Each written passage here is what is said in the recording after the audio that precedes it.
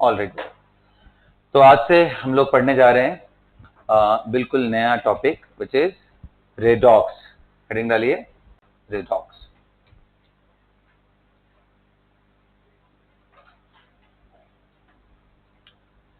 अब अगर आप इसको ब्रेक करो, इस टॉपिक को ब्रेक करो, रेडॉक्स को दो पार्ट में ब्रेक करो, तो इसमें आपको दिखेगा it is combination of reduction and oxidation.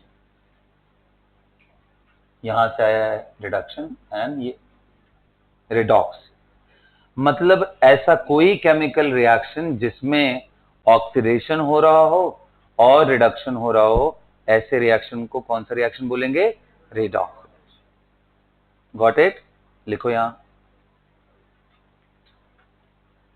Reaction in which oxidation as well as reduction is taking place is termed as redox reaction. Is termed as redox reaction. Okay? Is termed as redox reaction.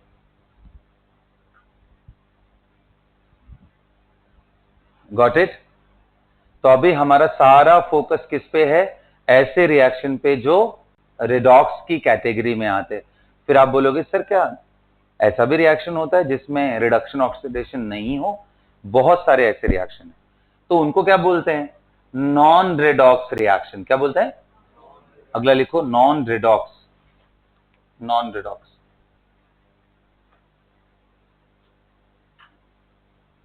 Non redox reaction. Non redox reaction किसको बोलेंगे बेटा? Reaction in which neither oxidation nor reduction is taking place. Reaction in which neither oxidation nor reduction is taking place is termed as non-redox.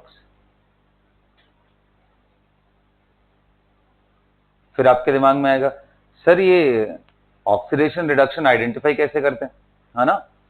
तो देखो, oxidation process किसको बोलते हैं? What is oxidation? Oxidation process का मतलब है जब भी बचपन में जो आपने पढ़ा है, पहले मैं वो बताता हूं। आपने पढ़ा होगा कि ऑक्सीजन आके अगर जुड़ जाए तो उसको ऑक्सीडेशन बोलते हैं। बोलो, ऑक्सीजन निकल जाए तो? हाइड्रोजन जुड़ जाए तो? और हाइड्रोजन निकल जाए तो? लेकिन मैं बोलूंगा ये सब टू अ रीजनेबल एक्सटेंट ही ट्रू है, वरना ये इनकम्प्लीट स्टेटमेंट्स हैं। अभी आपको दिखाऊंगा। तो सर कोई ऐसा स्टेटमेंट जो हमेशा सही हो, कभी गलत ना हो। तो ऑक्सीडेशन का मतलब होता है लॉस ऑफ इलेक्ट्रॉन। क्या बोलते हैं? लिखो, loss of electron is termed as oxidation. Loss of electron is termed as oxidation. Loss of electron is termed as oxidation. तो सर फिर रिडक्शन क्या होगा? बोलो। अच्छा अच्छा, लॉस ऑफ इलेक्ट्रॉन को मैं एक और तरीके से दिखाना चाहता हूं आपको। देखो बेटा, एग्जाम्पल लेकर के चलते हैं ना ऑक्सीडेशन के एग्जाम्पल। ठीक है, आ जाओ। ये बताओ, मैग्नीशियम अगर अपने 2 इलेक्ट्रॉन लूज कर दे, क्या बना दे? Mg2+, 2 इलेक्ट्रॉन बाहर कर दे। अच्छा, कभी आपके दिमाग में आता है मैग्नीशियम Mg2+ ही क्यों बनाता है, +1 क्यों नहीं? क्योंकि देखो इसका कॉन्फ़िगरेशन बताओ, 1s2 2s2 2p6 3s2 होता। क्या सभी लोग अग्री करते हो? अब बताओ इसके आउटर शेल में कितने इलेक्ट्रॉन है? अच्छा, इसके जस्ट अंदर वाले में कितने हैं? तो ये आयन 8 इलेक्ट्रॉन अपने आउटर मोस्ट में कब एकोमोडेट कर लेगा? जब इसका 2 इलेक्ट्रॉन निकल जाए। तो अंदर वाला जो शेल है इसको क्या बोलेंगे? तब उस समय ये आउटर हो जाएगा। जब बाहर का 2 इलेक्ट्रॉन निकल गया फिर आउटर। आ रहे बात समझ में? तो ऑक्टेट कंप्लीट करने के लिए इसको 2 इलेक्ट्रॉन लूज करना है, तो ये बन गया Mg+2। ऐसे ही Na क्यों फॉर्म करता है? क्यों फॉर्म करता है Na+? क्योंकि अगर ये इलेक्ट्रॉन निकाल दोगे तो इसके इनर शेल में। अच्छा, एक और चीज ध्यान देना, ये जो कॉन्फ़िगरेशन है, जैसे 1s पे 2 इलेक्ट्रॉन, फिर 2s पे 2 इलेक्ट्रॉन, फिर 2p में 6 इलेक्ट्रॉन। क्या सबको समझ आ रहा है क्या? 2 4 एंड 6 इलेक्ट्रॉन, उसके बाद 3s में। तो बेटा ये 3s वाले इलेक्ट्रॉन को मत ध्यान दो, इसके जस्ट अंदर चले जाओ। ये पूरे पार्ट को कर्नेल बोलते हैं। क्या बोलते हैं? कर्नेल। कर्नेल का मतलब क्या है? आउटर मोस्ट इलेक्ट्रॉन को अगर आप हटा दो तो जो पूरा पार्ट बचा है उसको कर्नेल बोलते हैं। सो कर्नेल का मतलब सिर्फ न्यूक्लियस नहीं होता है, it consist of nucleus along with inner electrons. सिर्फ आउटर मोस्ट को छोड़ देना है। समझ आ रहा है? तो ये इसका कर्नेल है। पूछा जाए कर्नेल पे क्या चार्ज है? +2। अरे मतलब अंदर चले गए तो ये इलेक्ट्रॉन एक तरह से आप इग्नोर कर रहे हो, ये इलेक्ट्रॉन इग्नोर करोगे तो चार्ज क्या आ जाएगा? +2। क्योंकि न्यूक्लियस में कितने प्रोटॉन? 12। और इलेक्ट्रॉन बाहर कितने बचे? 6 to 8 to 10। 10 बचा। तो 10 इलेक्ट्रॉन एंड 12 प्रोटॉन को मिलाओगे तो उनके चार्जेस बैलेंस करने के बाद 2 प्रोटॉन का चार्ज एक्स्ट्रा होगा, इसीलिए हम लोग रिलेटिव चार्ज +2 लिखते। समझ आया? ऐसे ही सोडियम के कर्नल पे क्या चार्ज होगा? +1। गॉट इट ना? कर्नल का मतलब क्या है? ओके। आइए अब मैं बात कर रहा था कि सोडियम ने जब एक इलेक्ट्रॉन लूज किया तो ये क्या बन गया? Na+। मैग्नीशियम ने जब लूज किया तो +2। तो इनका जो चार्ज है, ये जो इनका चार्ज है, यही इनका ऑक्सीडेशन नंबर है। जो जब भी कभी कोई इलेक्ट्रॉन कंप्लीटली लूज करता है तो जो उसका चार्ज होता है वही उसका ऑक्सीडेशन। तो बताओ पहले ऑक्सीडेशन क्या है? 0। बाद में ऑक्सीडेशन नंबर कितना है? +1। तो बताओ ऑक्सीडेशन नंबर बढ़ा या घटा? बढ़ गया। तो इसलिए बोल सकते हैं increase in oxidation number is also oxidation. Magnesium 2+ में गया, इसने 2 इलेक्ट्रॉन लूज किया, loss of electron is oxidation. Increase in oxidation number is also. तो जो पहला पार्ट लिखा है आपने क्या? Loss of electron is oxidation. उसके आगे लिख लो और इंक्रीज इन ऑक्सीडेशन नंबर, और increase in oxidation number, increase in oxidation number is oxidation. अब आप दिखा लो दोनों को, ये पार्ट भी दिखा लो और ये पार्ट भी दिखा लो। समझ में आया? ये ऑक्सीडेशन है, यहां 0 है और यहां पे +1 है, यहां इंक्रीज हुआ, यहां 0 है, ये +2। ये प्रोसेस क्या है बेटा? ऑक्सीडेशन। OX पे पावर N लिख रहा हूं मैं, ऑक्सीडेशन। सभी को क्लियर है ये बात? Okay.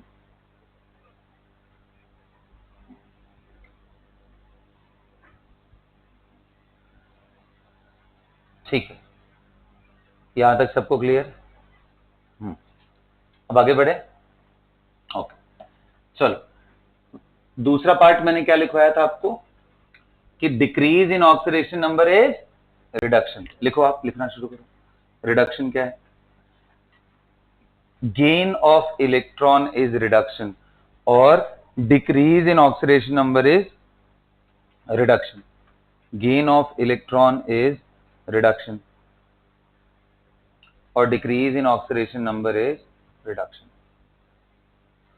Gain of electron is reduction और decrease in oxidation number is reduction. Got it?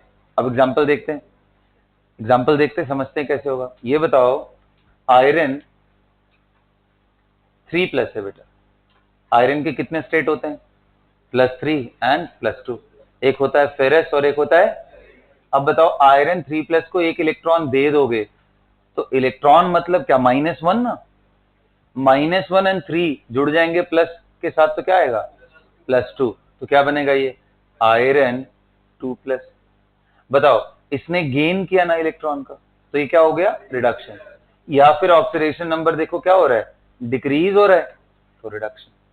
So gain of electron और what? Decrease in oxidation number is termed as reduction. सभी को क्लियर है? और एक एग्जांपल दिखाऊं मैं आपको, और एक एग्जांपल दिखाता हूं। ये बताओ, ऑक्सीजन एटम ले रहा हूं, तुम्हें कोई तकलीफ है इसमें? अब इसको मैं 2 इलेक्ट्रॉन दे रहा हूं, क्या बन जाएगा विनायक? हाँ, O2-। अब बताओ पहले कितना चार्ज है इस पे? 0। अब कितना हो गया? -2। तो क्या डिक्रीज कर रहा है या इंक्रीज कर रहा है? हाँ, डिक्रीज कर रहा है, तो it is reduction. Gain of electron और डिक्रीज, ये सारा प्रोसेस क्या है? रिडक्शन का। समझ आया? तो ऑक्सीडेशन क्लियर हो गया, रिडक्शन क्लियर हो गया, बोलो। चलिए अब सबसे बड़ी बात यह आएगी कि सर ये ऑक्सीडेशन, ये जो आपने बोला ऑक्सीडेशन नंबर, ये कंप्लीट चार्ज है तो दिखाई दे रहा है, ये क्लियर दिख रहा है कि O पे -2 जो चार्ज वही ऑक्सीडेशन। लेकिन सर कई बार तो रिएक्शन में क्लियर चार्जेस नहीं दिखाई देते हैं। जैसे मान लो मैंने H2O ले लिया, अब मैं पूछूं ऑक्सीडेशन का, इस पे ऑक्सीडेशन नंबर बताओ, ऑक्सीजन का ऑक्सीडेशन नंबर, हाइड्रोजन का ऑक्सीडेशन नंबर बताओ, तो फिर कहोगे इसमें तो कुछ दिख ही नहीं रहा है, ना तो इस पे ट्रू पॉजिटिव ना तो इस पे ट्रू नेगेटिव। क्या है ये तो कोवेलेंट मॉलिक्यूल है। कोवेलेंट मॉलिक्यूल में क्या ट्रू पॉजिटिव ट्रू नेगेटिव आता है क्या? नहीं। फिर ऑक्सीडेशन नंबर क्या यहां पे कुछ भी नहीं होता है? होता है बेटा। फिर कैसे डिसाइड करते हैं? तो जब कभी कोवेलेंट मॉलिक्यूल बन रहा हो उस टाइम पे हम ऐसा एज्यूम करते हैं कि हाई इलेक्ट्रोनेगेटिव एटम जिन जिन लोगों से जुड़ा हुआ है उनके इलेक्ट्रॉन को जबरदस्ती खींच ले रहा है कंप्लीटली अपने पास। तो बताओ कौन ज्यादा इलेक्ट्रोनेगेटिव, ऑक्सीजन या हाइड्रोजन? तो ऑक्सीजन इस हाइड्रोजन का इलेक्ट्रॉन ले जाएगा तो इस पे चार्ज कैसा आएगा? बोलो, +1। और ऑक्सीजन पे कितना बनेगा? -1 इधर से। ऐसे इधर से भी खींचा तो क्या बनेगा? +1 इस पे और इस पे -1 एंड -1 मिला के, तो क्या बोलोगे? ऑक्सीजन पे कितना ऑक्सीडेशन स्टेट? -2। एंड इस पे और इस पे, तो क्या समझ में आया? ऑक्सीडेशन नंबर असाइन कैसे करते हैं? अगर आयनिक आयन है, वो कोई जो एटम है उस पे कोई डायरेक्ट चार्ज है, तो जो चार्ज वही उसका ऑक्सीडेशन नंबर। लेकिन अगर वो कोवेलेंट मॉलिक्यूल है तो एज्यूम करो जो भी बॉन्डिंग हुई है उसमें ये एज्यूम करो कि हाई इलेक्ट्रोनेगेटिव एटम ने कमजोर इलेक्ट्रोनेगेटिव एटम का इलेक्ट्रॉन खींच के अपने पास कर लिया।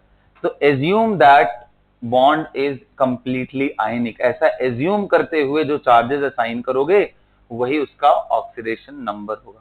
लिखो oxidation number. What is oxidation number? करो ना बेटा। एक बात बता, वो -2 आया है ना, क्या -2 होल नंबर में होता है? फिर तो ऑक्सीडेशन नंबर तो गेन भी हो सकता है, आई मीन इलेक्ट्रॉन गेन भी कर सकता है, लूज भी। तो पॉजिटिव भी हो सकता है, नेगेटिव भी हो सकता है। लिखो ऑक्सीडेशन नंबर, देखो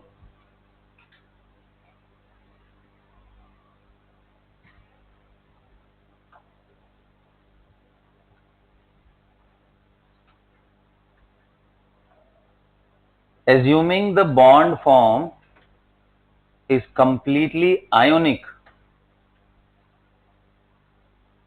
assuming the bond form is completely ionic between each atom present in the compound, between each atom present in the compound,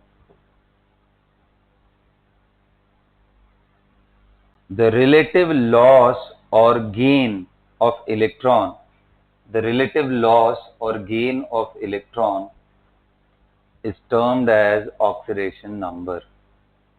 The relative loss or gain of electron is termed as oxidation number. अब आप example लिखना शुरू करो, example लिखना शुरू करो।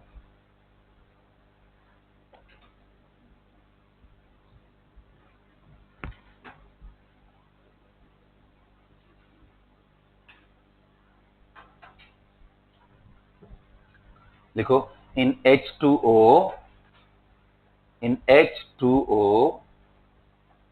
hydrogen have +1 oxidation state and oxygen have -2. And how I am assigning that? क्या assume कर लिया है? ये जो कोवेलेंट बॉन्ड है इसमें हाई इलेक्ट्रोनेगेटिव एटम ने सारा इलेक्ट्रॉन ले लिया है, तो इस पे +1 और इस पे +1, इन दोनों का इलेक्ट्रॉन ये ले गया, तो इस पे कैसा चार्ज? -2। कहने का मतलब ऑक्सीडेशन नंबर हर एक एटम की प्रॉपर्टी है, पूरे मॉलिक्यूल की प्रॉपर्टी नहीं है। पूरे मॉलिक्यूल पे तो चार्ज जीरो ही है। ऑक्सीडेशन नंबर ऑफ H2O का कोई सेंस है क्या? नहीं, it is related to, it is always assign to atoms present there. तो ऑक्सीडेशन नंबर हाइड्रोजन का हो सकता है, ऑक्सीजन का हो सकता है, H2O एज अ होल का हम चार्ज सोचेंगे कितना होगा। Got it? ओके, चलो अगला एग्जांपल लेके चलते हैं, बताना। Assign the oxidation number of chlorine, लिखो, assign the oxidation number of chlorine in the following species, in the following species. देखिए क्या करते हो।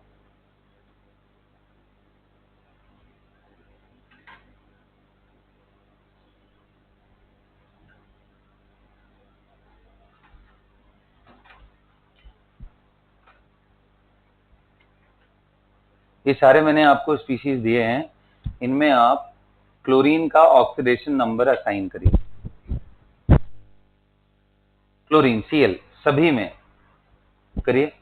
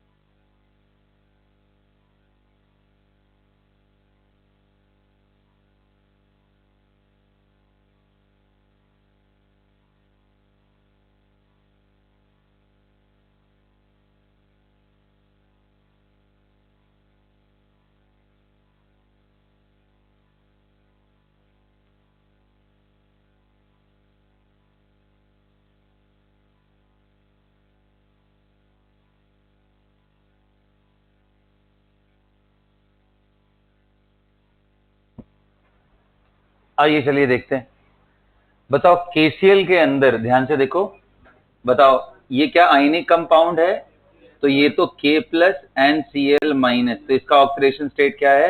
-1। ये इसका ऑक्सीडेशन स्टेट रियल चार्ज भी है, यस और नो? ये कैसा मॉलिक्यूल है? Covalent. This is ionic and this is covalent. क्या समझ में आ रहा है? तो क्या मानेंगे, जो हाई इलेक्ट्रोनेगेटिव है वो इलेक्ट्रॉन ले गया। कितने इलेक्ट्रॉन हाइड्रोजन ने यहां शेयर किए थे HCl में? एक हाइड्रोजन ने, एक क्लोरीन ने। तो बताओ अगर पूरा ले जाएगा तो कितना आएगा? 2 इलेक्ट्रॉन ले गया, लेकिन एक तो इसका खुद का था और एक दूसरे का। खुद से तो कोई चार्ज नहीं आता ना, दूसरे के इलेक्ट्रॉन से। तो इस पे कितना आया? -1। और इस पे कितना आया? क्या ये इसका रियल चार्ज है? Not the real charge. अरे रियल चार्ज कैसे हो सकता है? रियलिटी में तो इस पे पार्शियल नेगेटिव है। अरे अगर रियल चार्ज हो जाता तो ये भी आयनिक हो जाता ना। ये आयनिक नहीं है, HCl is a gas, covalent molecule. समझ में आया ना? ठीक है, it is not the real charge, just the oxidation number. मतलब ये कि ऑक्सीडेशन नंबर रियल चार्ज को भी रिप्रेजेंट कर सकता है या हाइपोथेटिकल चार्ज को भी रिप्रेजेंट कर सकता है। Is that clear? अब बताइए HOCl में कितना है? बोलो। हाँ जी, तो अब ये देखो, ध्यान से देखना, यहां क्लोरीन ऑक्सीजन से जुड़ा है। बताओ इन दोनों में ज्यादा पावरफुल कौन? ऑक्सीजन की इलेक्ट्रोनेगेटिविटी। बेटा एक बारी फिर से मैं इलेक्ट्रोनेगेटिविटी आपको यहां साइड में लिख दे रहा हूं कि आपको याद रहे। फ्लोरीन का 4, क्लोरीन का 3, इसके बगल में बताओ ऑक्सीजन 3.5, 3 एंड कार्बन इसके बगल में, सॉरी 2.5 है ये, इसके बगल में बोरॉन 2। फिर बताओ बेरिलियम 1.5, फिर lithium 1, sodium 0.9, magnesium 1 point, aluminium, silicon, phosphorus,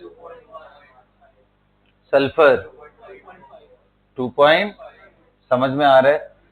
अच्छा ऐसे ब्रोमीन, आयोडीन ये सब भी ले लोगे तो ये सब की वैल्यू ये 2.8 एंड 2.5 होती है। हाइड्रोजन का बेटा कितना होता है? 2.1। अच्छा अब आप देखो हाइड्रोजन एंड फॉस्फोरस में आपको लग रहा होगा दोनों एग्जैक्ट बराबर, ऐसा नहीं है। Phosphorus is little more in terms of values. अगर आप डेसिमल के आगे तक देखोगे तो मैंने जस्ट 1 पॉइंट दिखाया, तो ध्यान रखना हाइड्रोजन बोरॉन से ज्यादा इलेक्ट्रोनेगेटिव है। बोरॉन फैमिली में जो भी मेंबर हैं उनसे ज्यादा इलेक्ट्रोनेगेटिव है, और उसके पहले वाले जितने हैं उन सबसे ज्यादा इलेक्ट्रोनेगेटिव है। लेकिन बोरॉन फैमिली के बाद अगर आप आओगे तो फर्स्ट मेंबर का इसका ज्यादा है सिलिकॉन से थोड़ा, फर्स्ट मेंबर कार्बन का ज्यादा है, सिलिकॉन का कम हो गया। इसके बाद इधर आओगे तो इस साइड में खास करके कार्बन से ऐसे डायगोनल लेके बना दोगे तो जितने भी आ रहे हैं उसके राइट साइड में सभी का इलेक्ट्रोनेगेटिविटी हाइड्रोजन से बेटर होता है। ये सुनो, ओके जी। तो अब बताइए ऑक्सीजन एंड क्लोरीन में किसकी इलेक्ट्रोनेगेटिविटी ज्यादा? हाँ, सबसे ज्यादा इलेक्ट्रोनेगेटिव आइटम है फ्लोरीन। सेकंड बेस्ट किसका है? ऑक्सीजन का। तो ऑक्सीजन क्लोरीन से जुड़ा है तो ये खींचेगा, ये खींचेगा, इधर से भी खींच रहा है, इसका भी ले गया, इसका भी ले गया, तो कितना चार्ज ऑक्सीजन पे? ऑक्सीडेशन नंबर -2 क्लोरीन पे और हाइड्रोजन पे। समझ में आया क्या सभी को? बोलो। तो बताओ क्लोरीन का यहां पे क्या है? +1। क्या is it real charge? Not the real charge.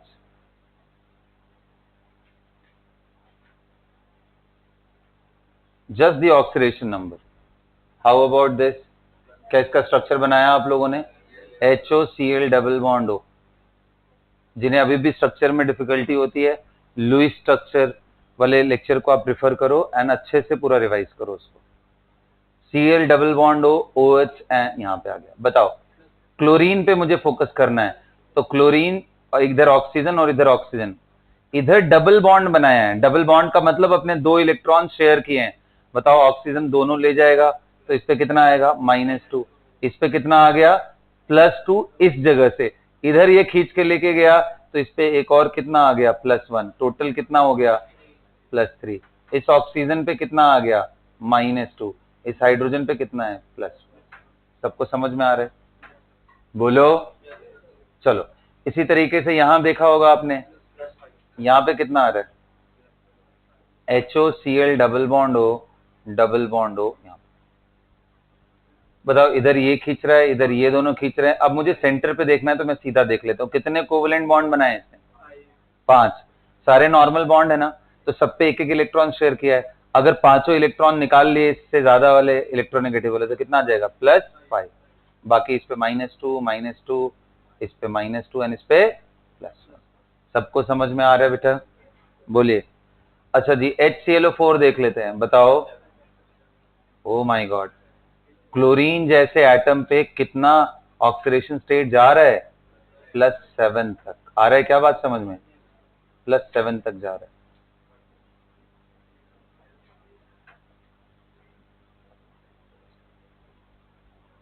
क्या समझ में आ गया?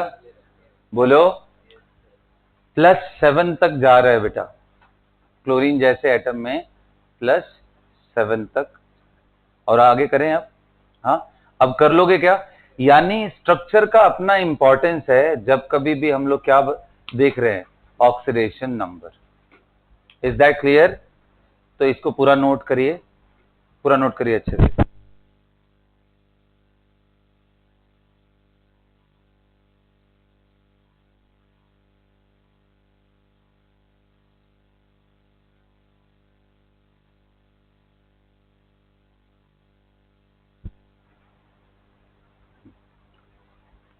हो गया बेटा सभी का? नोट कर लिया? मुझे एक बात बताओ, बड़ा सिंपल सा मॉलिक्यूल लेके चलता हूं, H2। बताओ what is the oxidation number of hydrogen in H2? What is the oxidation number of chlorine in Cl2? What is the oxidation number of phosphorus in P4? तो क्या आंसर आएगा? 0। भाई ये दोनों बिल्कुल जुड़वा है ना,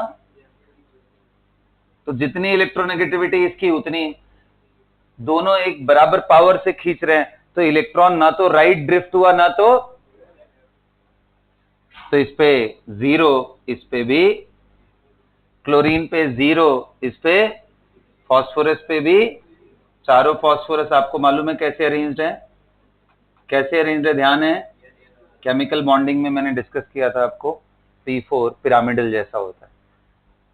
ये भी PP का बॉन्ड है, इस पे भी कोई चार्ज नहीं, ये भी PP का बॉन्ड है, इस पे भी कोई चार्ज नहीं। क्या सभी को समझ आ गया, क्लियर हो गया बेटा?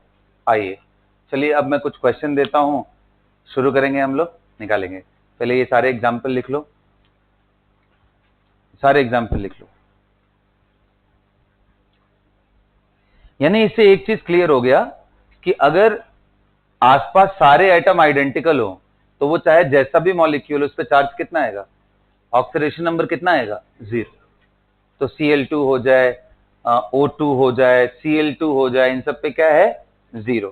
क्या इसी तरीके से S8 पे चार्ज कितना होगा, S8 सल्फर, S8 बेटा, S8 जब मैं बोलता हूं तो बेसिकली सल्फर का क्राउन लाइक स्ट्रक्चर होता है ऐसा। आप W बनाइए और इनको जोड़ दीजिए यहां, फिर एक, ये जितने भी जगह ऐसे बनाए हुए हैं इन सब जगह sulphur. This is S8, count करो कितने सल्फर एटम है। हाँ तो ये ऐसा है बेसिकली, वो ऐसे दिखा हुआ है ना, 2 डायमेंशनल डायग्राम नहीं है, ऐसे देखो, एक सल्फर यहां बीच में, फिर यहां सल्फर, फिर यहां सल्फर, फिर इधर की तरफ, और फिर जाके यहां पे सल्फर, ऐसा है। It is just like a crown, you know, this is that kind of structure it have. Clear है? चलो जगे हुए हो ना सब लोग, ठीक है। तो S8 में बताओ सल्फर का ऑक्सीडेशन नंबर 0। अरे किनारे किनारे सभी, ये बताओ सोडियम का oxidation number in sodium solid कितना होगा, 0। आ रहा है क्या समझ में? Oxidation number of iron in iron solid, इसका मतलब 0 ऑक्सीडेशन नंबर एलिमेंटल स्टेट में होता है किसी भी एटम का। क्या अग्री करते हो? नोट करके लिखो, the oxidation number of each atom in its elemental state will be 0. The oxidation number of each atom in its elemental state will be 0. सब लोग अग्री करते हो इस बात से? एग्जाम्पल में ये सब लिख सकते हो, the oxidation number of sulphur in P4 0, लिखते जाओ एग्जाम्पल फटाफट। Example, the oxidation number of phosphorus in P4 is 0, oxidation number of sulphur in S8 is S8 is 0, लिख लिया ना?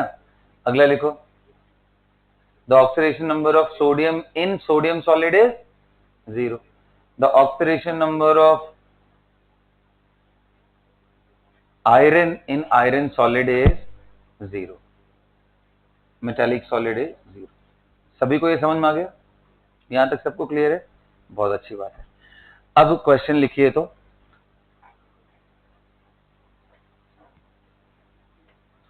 assign the oxidation number,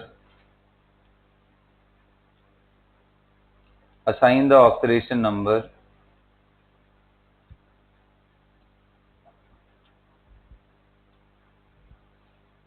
on underlined atom, on underlined atom in the following compounds. Assign the oxidation number in underlined atom in the following compound or molecules.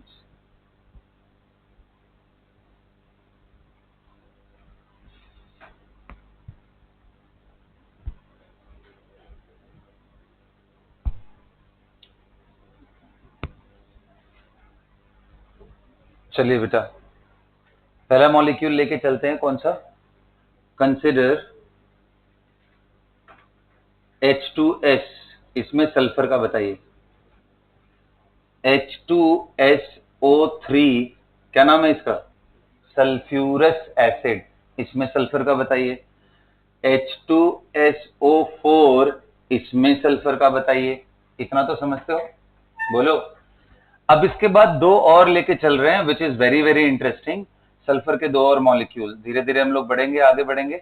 H2SO5, इसमें बताइए। और इसका नाम होता है कैरोज एसिड। कैरोज एसिड, ये नाम जानते हो, इसका नाम क्या है? सल्फ्यूरिक।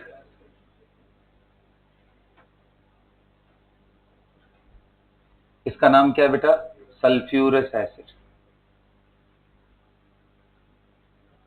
और एक देता हूं, एक और देता हूं, H2S2O8। सल्फर का ही बताना है, H2S2O8, और इसका नाम है मार्शल्स एसिड। Marshals acid.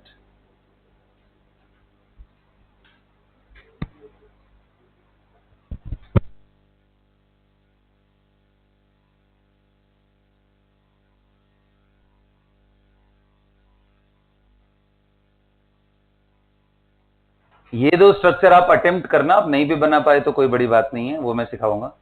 पहले ये सारे तो सही होने चाहिए बिल्कुल। चलो जब हो जाए तो हाथ उठा लेना, जैसे ही हो जाए।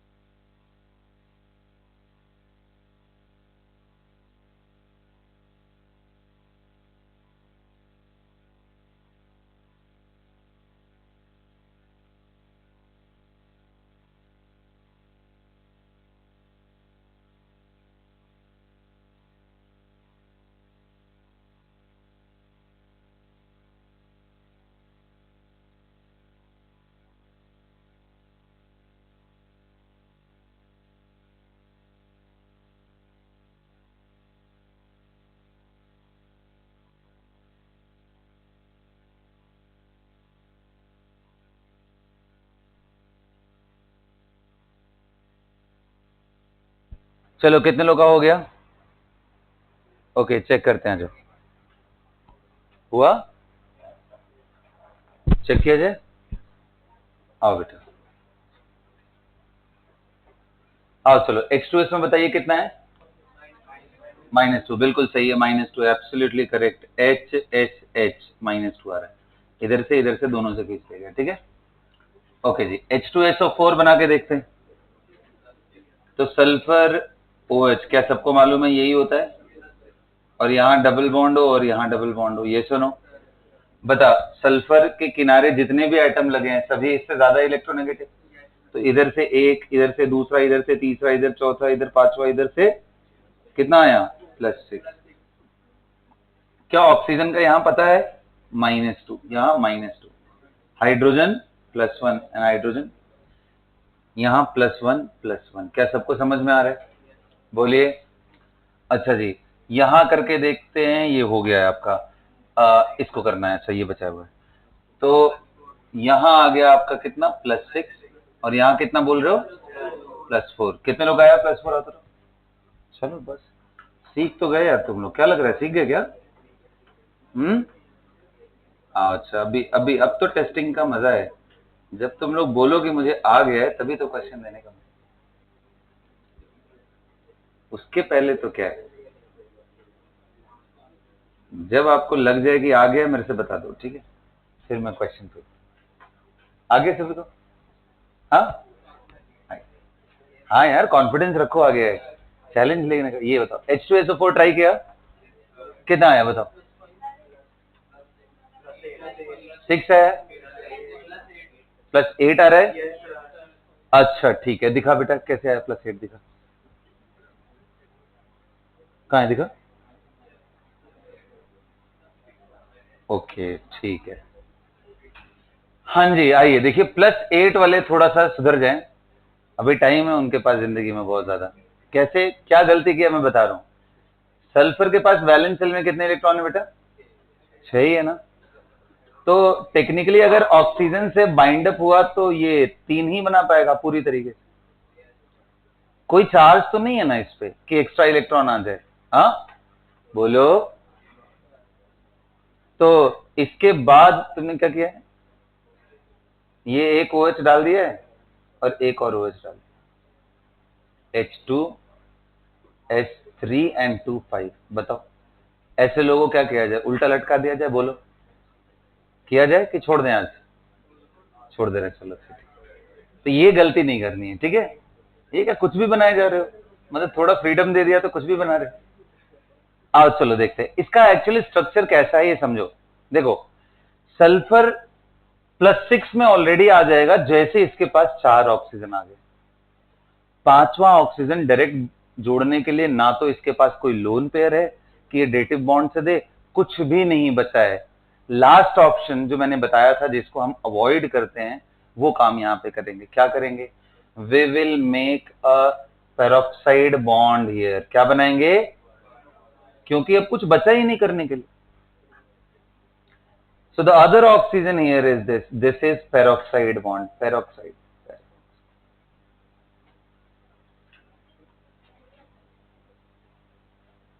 Linkage, peroxide linkage. अच्छा पेरोक्साइड पता किसको बोलते हैं?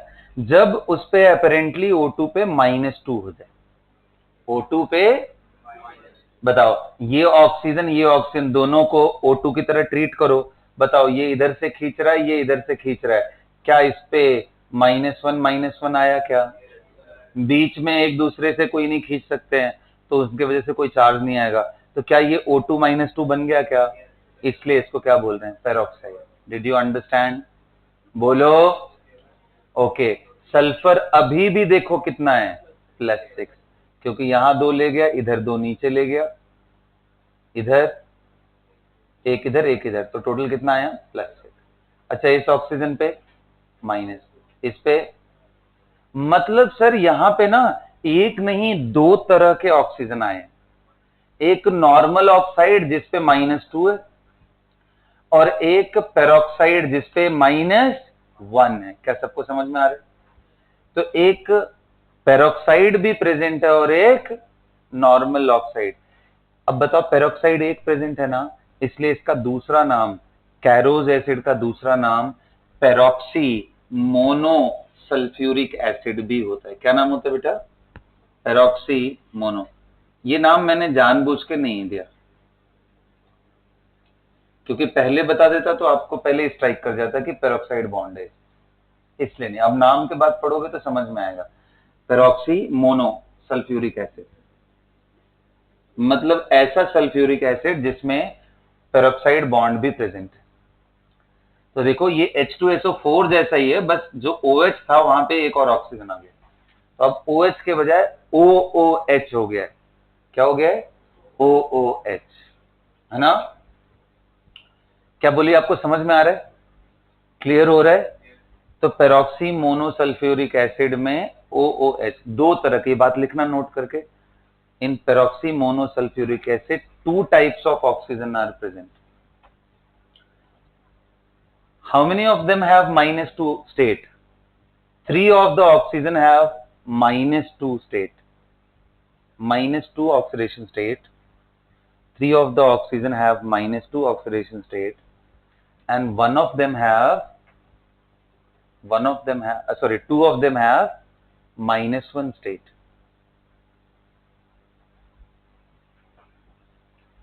Okay, 3 of them have -2 state, and 2 of them have -1 state. क्या सबको क्लियर हो गया ये बात बेटा? ओके, अब देखो आपको हिंट मिल गया, अब आप इसको भी ट्राई कर सकते हो। किया जाए? हाँ, बताओ इसमें कितना आया होगा? +6। ऐसे कितने लोग कॉमन सेंस लगा सकते हैं कि सर 8 और 10 तो बड़ा ही यूजलेस सा लगता है। क्यों लगता है यूजलेस सा? कि सल्फर के वैलेंस शेल में कितने इलेक्ट्रॉन है, और सारे अगर चले गए तो भी चार्ज कितना आएगा? +6। यार उसके ऊपर कैसे जा सकते हो? ये तो क्राइम कर रहे हो तुम लोग। है उसके पास 6 और तुम बोल रहे हो 8 इलेक्ट्रॉन निकाल लो, कैसे निकाल लोगे? मजाक बना दिया। तो ऐसा कभी नहीं करना है। तो ध्यान रखना, जितने वैलेंस इलेक्ट्रॉन है उससे ज्यादा चार्ज कभी किसी पर नहीं आ रहा है। अगर आपने किया है, आपने गलत किया है, तुरंत स्ट्रक्चर करेक्ट करो और फिर ये भी एक तरीका है सोचने का। Is that clear? तो बताओ इस पे क्या +7 निकाला है? 6 ही होगा। अब देखो इसका स्ट्रक्चर कैसा होता है, ध्यान से देखो। HOH double bond, sulphuric acid ऐसे होता है बेटा, बोलो। यहां ऑक्सीजन और इधर सल्फ्यूरिक एसिड, अगर आप उसको थोड़ा ब्रेक करके देखो तो ऐसा ही है। देखो इसको ब्रेक करके देखो तो दिस इज HSO4 का ट्वाइस है। क्या दिख रहा है आपको? तो ये बेसिकली यहां पे पेरोक्साइड बॉन्ड, इसको बोलते हैं पेरोक्सी डाइसल्फ्यूरिक एसिड। क्या है ये? Peroxy dice.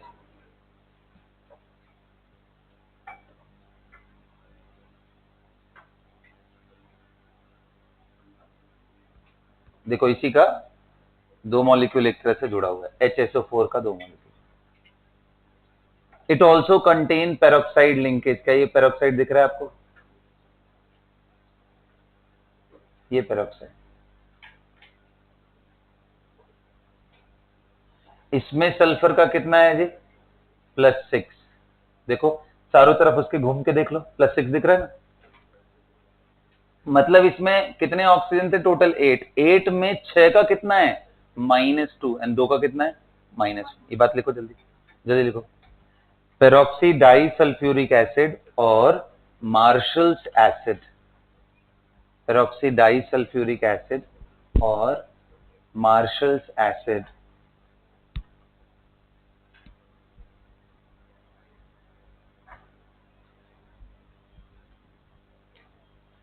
Peroxy disulphuric acid और मार्शल्स एसिड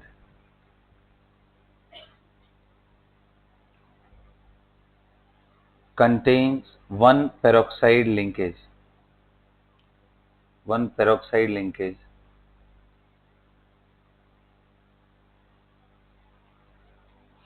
फुल स्टॉप लगाओ, अगला पॉइंट लिखो। It contains 6 oxygen with -2 state and 2 oxygen with -1 state. It consists of 6 oxygen with -2 state and, और क्या बताओ? 2 oxygen with, okay. अच्छा चलो चलो, ये तो बात हो गई देखो रेडॉक्स का। अब मैं पुराने एसिड बेस का भी एक बात पूछूं क्या? चलो ये बताओ, इसको देखो ध्यान से, इसको देखो। कितने लोगों को दिखाई दे रहा है सर इसमें ना 2 OH अलग अलग तरह के दिख रहे हैं? एक OH ऑक्सीजन से जुड़ा है और एक OH सल्फर से जुड़ा है। ये सुनो, बोलो। चलो अब तो मैं क्वेश्चन पूछ सकता हूं, बताओ इन दोनों हाइड्रोजन में आपको कौन सा हाइड्रोजन ज्यादा एसिडिक लग रहा है? कैरोज एसिड में जो दो हाइड्रोजन आपके सामने दिख रहे हैं, इनमें कौन सा ज्यादा एसिडिक है? कौन सा ऑक्सीजन ज्यादा एसिडिक? मैं दोबारा ड्रॉ करता हूं, कौन सा ऑक्सीजन? एकदम आराम से सोच करके बताना है, कोई हड़बड़ी नहीं होना चाहिए। ये हाइड्रोजन को मैं ए बोल रहा हूं, इस हाइड्रोजन को मैं बी बोल रहा हूं। Acidic, acidic power, acidic strength किसका ज्यादा है? Hydrogen A is more acidic और hydrogen B is more acidic. सोच लिया? सोच लिया? चलो हाथ उठाओ, जिनको ए लग रहा है वो हाथ उठाओ। Those who are saying A, हाथ उठाओ। Okay, great. And those who are saying B, those who are saying B,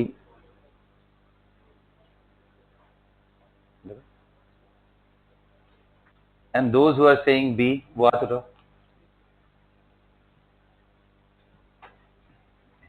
मुझे दिख नहीं रहा क्या? फिर से एक बार फिर से वोटिंग कराते हैं। Those who are saying A, raise your hand.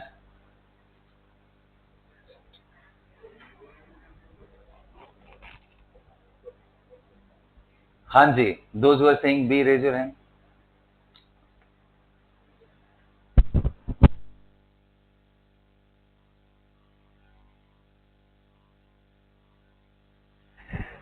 तो अब देखो, अच्छा चलो ठीक है, कोई बात नहीं, समझ नहीं आ रहा, बट ऐसे लग क्या रहा है? इमोशनली कुछ तो लग रहा होगा, देख करके लगता ही। तो किसकी तरफ ज्यादा अट्रैक्ट हो रहे हो, ए की तरफ या बी की तरफ? ए कितने लोग को लग रहा है अट्रैक्ट ज्यादा हो रहा है? अब तो यार इसमें तो सबको पार्टिसिपेट करना है, ऐसे मत बोलो सर मनी नहीं है इसमें, कोई अट्रैक्शन ही नहीं है मेरा हाइड्रोजन की तरफ। बताओ बी कितने लोग बोल रहे हो? B, raise your hand. क्या आकृति, किधर, ए या बी? पता नहीं। हाँ जी, आइए मैं जानना चाहता हूं कि ए जितने लोग बोल रहे हो अपना हाथ उठा करके थोड़ा जो भी आपको लगता है वो उस हिसाब से बताओ, कोई बड़ी बात नहीं। यस, हाँ बता बता।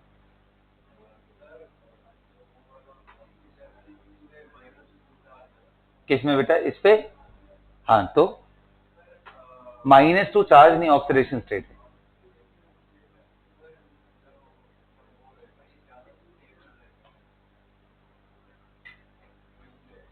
नहीं, मजा नहीं आया। ऑक्सीजन पे -2। चलो ठीक है, और कोई बताओ जिसको लगता हो कि ए ज्यादा है, जो भी आपके दिमाग में चल रहा हो, जो जिस तरीके से। आओ चलो मैं समझाता हूँ। ये बताओ, कितने लोग कह रहे हैं सर कुछ भी हो, है तो दोनों ऑक्सी एसिड ना? लेफ्ट से भी ऑक्सी एसिड में सबसे बड़ा फैक्टर क्या था? बोलो। टर्मिनल, जिससे OH जुड़ा हो उसी से टर्मिनल ऑक्सीजन कितने हैं? ये बता, ये OH जिससे जुड़ा हुआ है, क्या उस पे दो टर्मिनल ऑक्सीजन है? ये OH जिससे जुड़ा है, क्या ये कोई टर्मिनल ऑक्सीजन है? क्या इससे कोई डायरेक्ट टर्मिनल ऑक्सीजन जुड़ा है? तो A are much more basic, sorry acidic than B. बहुत ज्यादा डिफरेंस है, बहुत ज्यादा डिफरेंस है, दोनों ही ओएच थे। अब मैंने एक तरीका और भी बताया था, कॉन्जुगेट बेस की स्टेबिलिटी से। यस, ध्यान है भाई, ध्यान है ना? इसलिए बोल रहा हूं कि जितना ज्यादा आप प्रैक्टिस करोगे ना उतना मेच्योरिटी आएगा। ये आंसर आना चाहिए मेरे ख्याल से। I was expecting at least half of the class to give this answer. यहां से आप प्रोटॉन निकाल करके देखो, इट विल बिकम O-। मैंने बोला था जितने जगह चार्ज बट जाए उतना ही स्टेबल है। क्या बताओ, आपको दिख रहा है ये माइनस यहां भी आ सकता है, यहां भी आ सकता है? बोलो। चल यहां का निकाल के देखते हैं। यहां का निकालोगे तो कितने लोग कह रहे हैं O-। अब यहां से कहां जाएगा सर? ये तो बड़ा वियर्ड सा साइड में, तो कहीं नहीं जा सकता। इसलिए इन दोनों में ए इज मच मोर। इसलिए बोलता था मैं कि ना कि OH जिस एटम से जुड़ा हो उस पे कितने टर्मिनल ऑक्सीजन है। अब तुम लोग क्या सोचे कि यार इसमें भी OH है इसमें भी OH, दो दो टर्मिनल ऑक्सीजन दोनों का ही, ऐसा बिना ज्यादा ध्यान दिए, गलत बात है। इसको एकदम क्लैरिटी रखना है, ठीक है? हाँ ठीक है, चलो अब अगर मैं अगला एक क्वेश्चन इसी पे और इंटरेस्टिंग करके पूछ लूं और deeper, let us compare the acidic strength of this one also सी। बताओ सी पिक्चर में कहां जाएगा? ए बी सी में सबसे ज्यादा कौन है? ए। फिर हाँ जी सी आएगा, बिल्कुल सही, क्योंकि यहाँ एक तो टर्मिनल ऑक्सीजन है ना। वेरी गुड, चलो अच्छा, सुकून हुआ कुछ थोड़ा बहुत। ठीक है, एबीसी गॉट इट ना। तो ऐसे करके सोचना होता है जब भी एक ही मॉलिक्यूल के अंदर अलग अलग कहानियां आ जाए। तो चलो ठीक है, तो आपको क्लैरिटी आ गया बेटा कि ऑक्सीडेशन नंबर निकाल पाओगे। कुछ और मॉलिक्यूल देते हैं एंड उसमें सोचते हैं हम लोग, ठीक है। लेकिन उससे पहले अब मैं कुछ सिखाना चाहता हूं। अभी तक देखो मैंने जो आपको मेथड बताया वो बड़ा बेसिक सा मेथड, बिल्कुल बेसिक। आपको हर मॉलिक्यूल का स्ट्रक्चर आना चाहिए एंड स्ट्रक्चर देख करके आप फटाफट आंसर निकाल सकते हो। यस और नो बोलो। अब मैं बताने जा रहा हूं एक ट्रिक मेथड, एक तरह से आप ये बोलो वो भी कॉमनली यूज होता है। वो कौन सा है? आप किसी एक एटम का ऑक्सीडेशन नंबर जिसका आपको सस्पिशियस लग रहा है उसको एज्यूम कर लो कि वो एक्स है, और बाकियों का आपको जिस पे कंफर्म हो कि इन पे ये होना चाहिए उसको वो असाइन कर लो। तो एक ऑक्सीडेशन नंबर रूल के तहत भी हम लोग निकाल सकते हैं। क्या रूल है पहले समझते हैं, उसके बाद फिर इसको सॉल्व करेंगे, है ना। आओ देखते हैं क्या है बेटा। देखो हमने किया था कि HCl,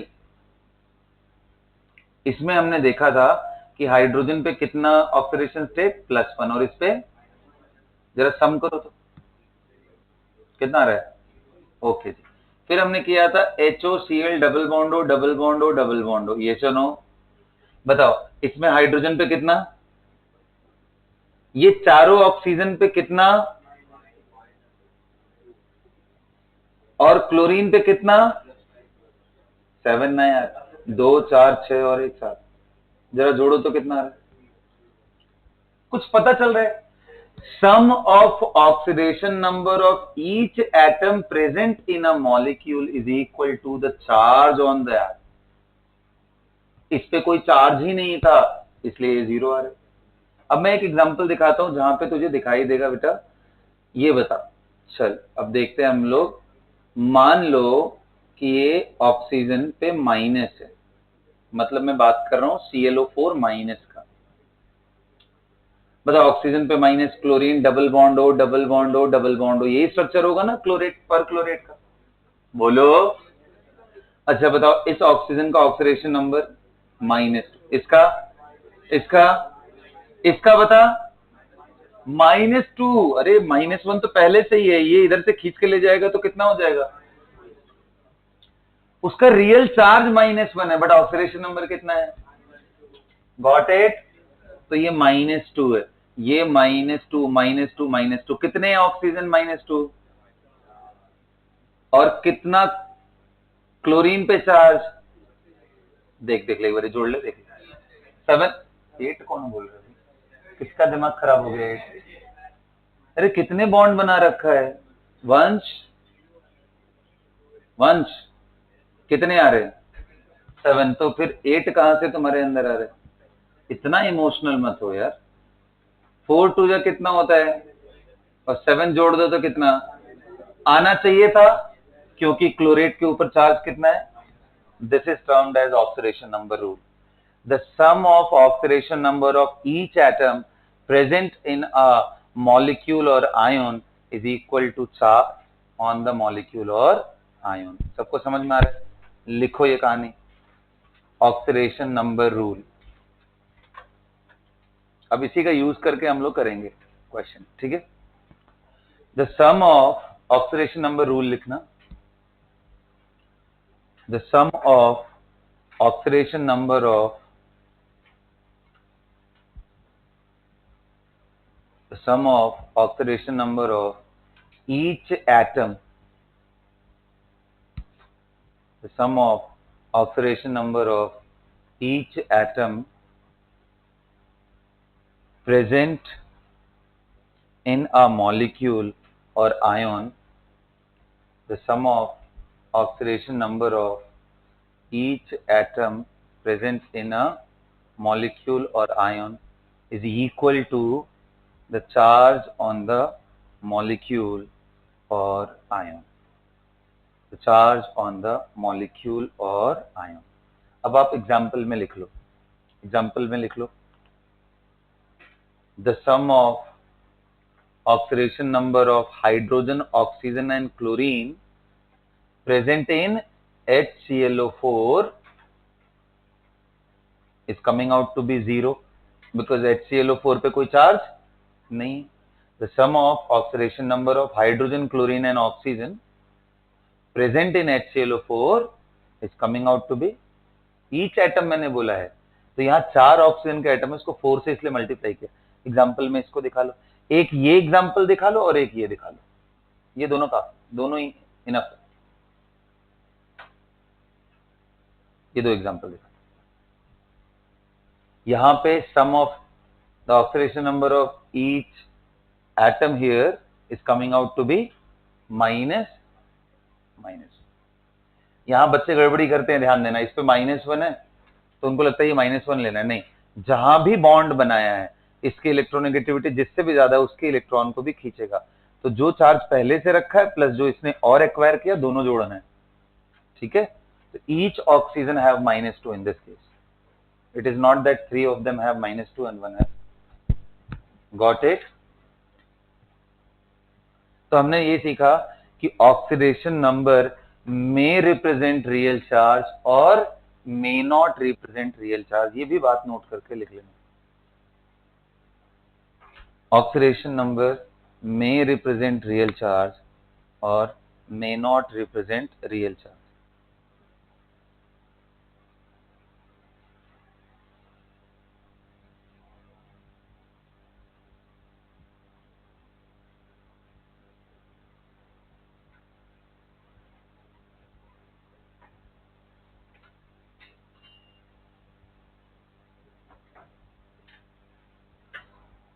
क्या सभी को क्लियर हो गया? Okay, great. ठीक है, अब मान लो यही आपको करना होता और आपको मैं कुछ स्पीशीज देता तो यही मेथड ऑक्सीडेशन नंबर का रूल लगा के आप निकाल सकते थे. कैसे निकाल सकते थे, आ जाओ समझते हैं. बिना स्ट्रक्चर बनाए भी आप एटम्स का ऑक्सीडेशन नंबर निकाल सकते हो. क्या वो हर बार करेक्ट होगा? बिल्कुल नहीं, वो हर बार करेक्ट जरूरी नहीं है हो. स्ट्रक्चर आपको एग्जैक्ट देगा. अब कभी भी अगर आप इस मेथड से करोगे ऑक्सीडेशन नंबर रूल से, तो आप कुछ का असाइन कर रहे हो और किसी एक का एज्यूम कर रहे हो ना. असाइन करने वाला काम आप गलत भी कर सकते हो, इसलिए वो मेथड हमेशा लगा नहीं सकते. बट धीरे धीरे हमें इम्प्रोवाइज करना है, कहाँ नहीं लगा सकते, कैसे कर सकते, आ जाओ. लेकिन ये करने से पहले हम लोग पहले ये समझ लेते हैं कि किन एटम्स का, जो सबसे कॉमन एटम्स हैं, उनका ऑक्सीडेशन स्टेट क्या होगा, है ना. बताओ. तो चलो शुरुआत करते हैं एल्केली मेटल से. बताओ, एल्केली मेटल अगर एलिमेंटल फॉर्म में नहीं है, किसी के साथ भी जुड़े हुए हैं, तो उनपे चार्ज क्या आएगा? ऑलवेज +1. इसमें कोई डाउट? लिखना शुरू करो, हेडिंग डालो पहले. ये पार्ट है, इसके हिसाब से हम लोग लिखेंगे. ठीक है, the variation of oxidation number. हाँ, variation of oxidation number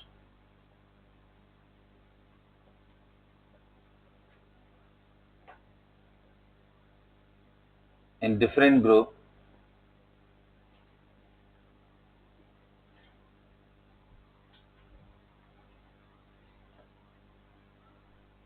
across periodic table. across periodic table, हम पूरे periodic table में अब चेक कर रहे हैं क्या क्या हो सकता है. the variation of oxidation number of different groups. got it? तो सबसे पहला पार्ट हम लोग क्या लिखेंगे? पहला एल्केली मेटल. एल्केली मेटल कौन होता है भाई? Alkali metal lithium, sodium, potassium, rubidium. हाँ जी, इन सभी का क्या होगा? +1 इन एनी कंपाउंड एंड 0 होगा इन इट्स एलिमेंटल फॉर्म.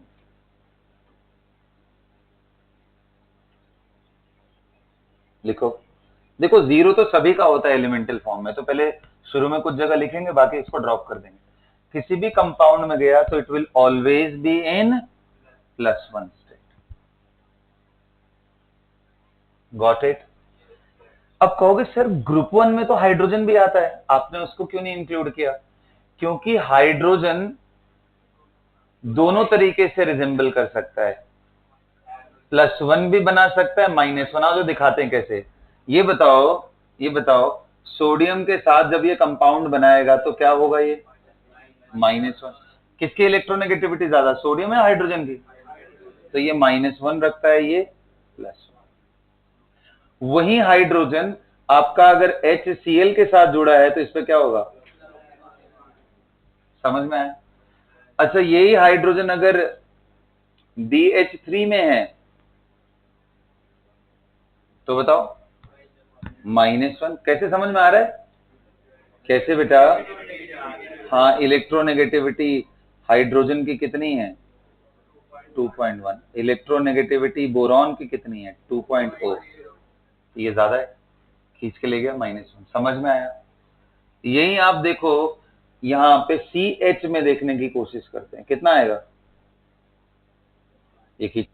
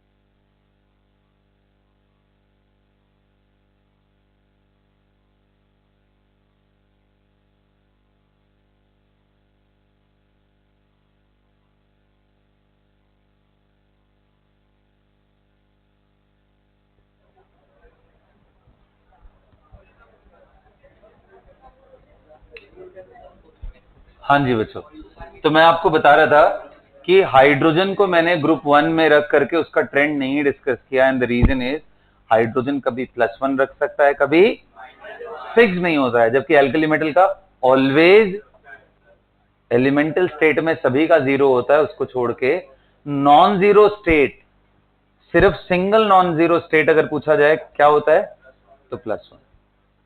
बोलो, एल्कली मेटल का क्या कभी भी +2 +3 हो सकता है? कभी नहीं हो सकता है। ये बात ध्यान रखना, अगर ये ध्यान रखोगे तो कभी गलती नहीं होगी। ठीक है? हाइड्रोजन आगे नोट करके लिख लो, हाइड्रोजन में have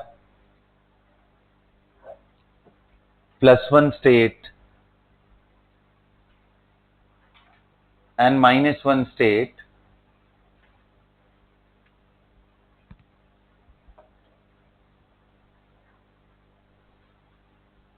depending on the atom with which it is attached, depending on the atom with which it is attached। Example लिख लो, हाइड्रोजन से ज्यादा इलेक्ट्रोनेगेटिव वाले आ गए तो उसका +1 हो जाएगा, हाइड्रोजन से लो इलेक्ट्रोनेगेटिव वाले उसके साथ जुड़ गए तो उसका -1 हो जाएगा।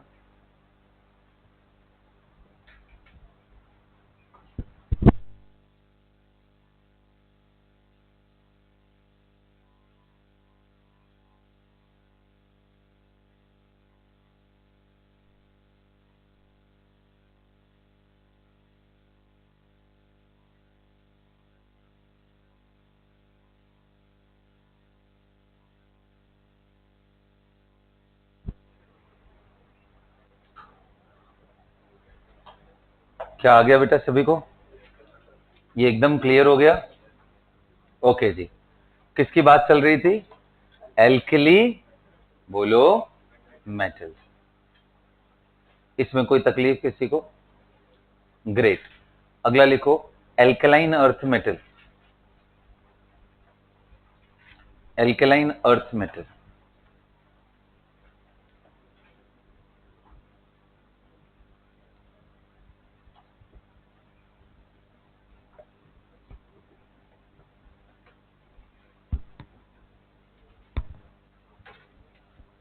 बताओ बेटा, एल्कलाइन अर्थ मेटल में oxidation state non zero state कौन सा होगा? ओनली +2। यस, सो बेरिलियम, मैग्नीशियम, कैल्शियम, बेरियम, बोलो, स्ट्रोंशियम, बेरियम, रेडियम, यही होता है ना। बताओ इनका आउटर मोस्ट कॉन्फ़िगरेशन क्या है? NH2, 2 इलेक्ट्रॉन है, तो इनका ऑलवेज कितना होगा? +2 इन कंपाउंड। एलिमेंटल स्टेट में अंडरस्टूड क्या है? 0। लिखो, alkaline earth metal show only one non-zero state and that is +2। Only one non zero क्यों बोल रहा हूं? क्योंकि जीरो तो उसका एलिमेंटल स्टेट में होता ही। Only one non zero state and that is +2। Got it? यहां तक क्लियर हो गया? ओके। अब यहां से कहानी इंटरेस्टिंग होगी। हमारा एस ब्लॉक के खत्म हो गए। अब जंप हम सीधा करेंगे किस पे? पी पे। डी वाला थोड़ा क्लमजी है ना, तो पहले पी पे कर लेते फिर डी पे आएंगे। तो पी ब्लॉक में आते हैं कौन सा फैमिली? Boron family. लिखो, अगला लिखो, बोरॉन फैमिली।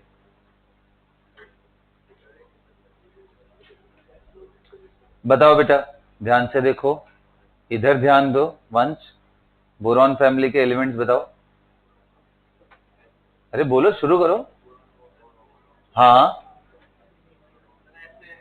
ऐसे क्यों याद है? ऐसे कराया था ना मैंने क्लास में।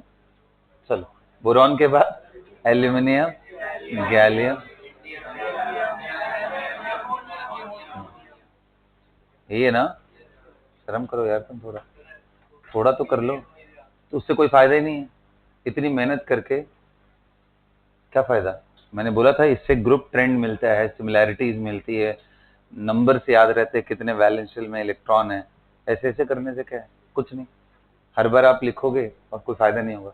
Always remember the periodic table group wise, that will have better impact on your chemistry understanding. चलो इसमें देखते हैं। बताओ outer most configuration NH2 NP1। देख कितना सिंपल है। पहले S1 हुआ, फिर S2 हुआ, अब S भर गया तो अब P में शुरू हुआ, तो NH2 NP1। बोलो। तो अब ये कितने लोग कह रहे हैं भाई 3-3 इलेक्ट्रॉन आ गए, और यहां से कहानी इंटरेस्टिंग होगी। यहां वेरिएबल ऑक्सीडेशन स्टेट भी आपको देखने को मिलेगा। अगर ऐसा हुआ कि S का इलेक्ट्रॉन इनर्ट हो गया, नहीं निकलना चाह रहा है, तो क्या स्टेट आएगा? +1। और S का इलेक्ट्रॉन भी पार्टिसिपेट कर रहा है, वो भी निकल गया, तो कितना आएगा? +3। वैसे बता दो बेटा, this is the only non metal in its group and remaining all of them are metals, जिनमें गैलियम का मेल्टिंग पॉइंट बहुत कम होता है। आप अपने हथेली पे रखोगे वो मेल्ट हो जाएगा। 30 डिग्री होता है उसका मेल्टिंग पॉइंट। बॉडी टेम्परेचर हमारा 36 डिग्री, इजंट इट? तो उसको मेल्ट कर देगा। सबसे लोवेस्ट मेल्टिंग पॉइंट गैलियम का होता है। चलो, तो मेटल्स हैं, ये नॉन मेटल है। तो हमारे पास कौन सा आ गया? +1 एंड +3। क्या नेगेटिव भी बोरॉन का हो सकता है? तो हम सोचते हैं थोड़ा। बोरॉन का नेगेटिव हाइड्रोजन के साथ भी नहीं हो सकता है, इजंट इट? बोलो, नहीं हो सकता ना, क्योंकि हाइड्रोजन की इलेक्ट्रोनेगेटिविटी बोरॉन से ज्यादा है, तो ये खींच ले जाएगा, तो इस पे प्लस ही डालेगा। तो +3 ये बोरॉन हाइड्राइड्स में भी होगा। तो माइनस कभी हो सकता है क्या? ये तब हो सकता है जब इससे कम इलेक्ट्रोनेगेटिव एटम यानी मेटल्स का बोराइड बने। मेटल बोराइड जैसे मैग्नीशियम बोराइड, कैल्शियम बोराइड, ऐसा बनने लगे तब। बोराइड छोड़ दो, बड़े रेयर कंपाउंड्स होते हैं, तो इनमें ऑक्सीडेशन स्टेट कभी नेगेटिव नहीं जाता है, हमेशा पॉजिटिव रहता है। इसलिए हम लोग +1 एंड +3, या तो +1 या तो +3 या दोनों का कॉम्बिनेशन। अच्छा चलो, ये बात तो समझ गए कि +1 +3 हो सकता है। अब अगला क्वेश्चन दिमाग में ये आएगा, सर ये बताओ ये इतने सारे एलिमेंट हैं, इनमें किसमें +1 का डोमिनेंस है, किसमें +3 का डोमिनेंस है। ये बात समझना ध्यान से, है ना। तो बेटा देख, ये जो +1 की स्टेबिलिटी है डाउन द ग्रुप इंक्रीज होती, मतलब कि निहोनियम एंड थैलियम के +1 स्टेट में कंपाउंड ज्यादा मिलते हैं, ज्यादा स्टेबल है। वहीं एल्यूमिनियम की बात करो, बोरॉन की बात करो, इनके +3 वाले कंपाउंड ही प्रीडोमिनेंट। इनफैक्ट एल्यूमिनियम +3 के अलावा +1 का कोई कंपाउंड आपको नहीं मिलेगा। नीचे देखोगे ये जो दो बीच वाले हैं ना, गैलियम इंडियम, इनके दोनों कंपाउंड मिलते हैं, +1 के भी एंड +3 के भी। अब कहोगे सर ये हमें कैसे समझ में आएगा कि नीचे जाने पे +1 की स्टेबिलिटी बढ़ रही। अब +1 की स्टेबिलिटी बढ़ने का ये मतलब है कि s का इलेक्ट्रॉन पार्टिसिपेट नहीं कर रहे, और खास करके थैलियम एंड एकदम नीचे वाला निहोनियम। तो इसको एक रूल बनाते हैं, इसको बोलते हैं कि जो हैवियर मेंबर हैं पी ब्लॉक के, हैवियर मेंबर एकदम 6th एंड 7th पीरियड वाले, इनके लोअर स्टेट ज्यादा स्टेबल होते हैं, क्योंकि इनका जो s का इलेक्ट्रॉन है वो नियरली इनर्ट हो जाता है। s में कितने इलेक्ट्रॉन है? 2। क्या उसको एक पेयर बोल सकते हैं? इस इफेक्ट को बोलते हैं इनर्ट पेयर इफेक्ट। क्या बोलते हैं? अब इनर्ट पेयर इफेक्ट का क्लियर मतलब ये है, inertness of s electron towards bonding, वो नहीं बनाना चाहते, नहीं शेयर करना चाहते। तो क्या कोई एटम नहीं है जो उनको जबरदस्ती खींच सके? है ना यार, दो बहुत ताकतवर एलिमेंट है हमारे पीरियोडिक टेबल में। कौन सा? एक फ्लोरीन। ये दो ऐसे हैं जो नहीं भी चाह रहा हो ना, उसको भी जबरदस्ती खींच करके उसके इलेक्ट्रॉन को निकाल सकते हैं। इनको छोड़ करके बाकी सभी के केस में जो इनकी मर्जी है वही चलेगी। इसलिए पूछा जाता है कि कंपाउंड में TlCl3 डज नॉट एग्जिस्ट। पूछा जाता है ऐसा क्यों है? क्योंकि थैलियम का +3 स्टेबिलिटी खराब है, +1 की स्टेबिलिटी ज्यादा है, तो इसलिए TlCl एग्जिस्ट। TlCl3 एग्जिस्ट नहीं करता है, कौन एग्जिस्ट करता है? TlCl। समझ में आया? तो क्या आंसर करोगे? Due to inert pair. अब कहोगे ठीक है सर, चलो रट तो लिया, इनर्ट पेयर इफेक्ट मतलब हैवियर मेंबर के लिए लगाना है, एंड उसमें +1 की स्टेबिलिटी ज्यादा हो जाएगी, s वाले इलेक्ट्रॉन नहीं निकलेंगे, तो सिर्फ +1। लेकिन समझ नहीं आया ऐसा क्यों हो रहा है?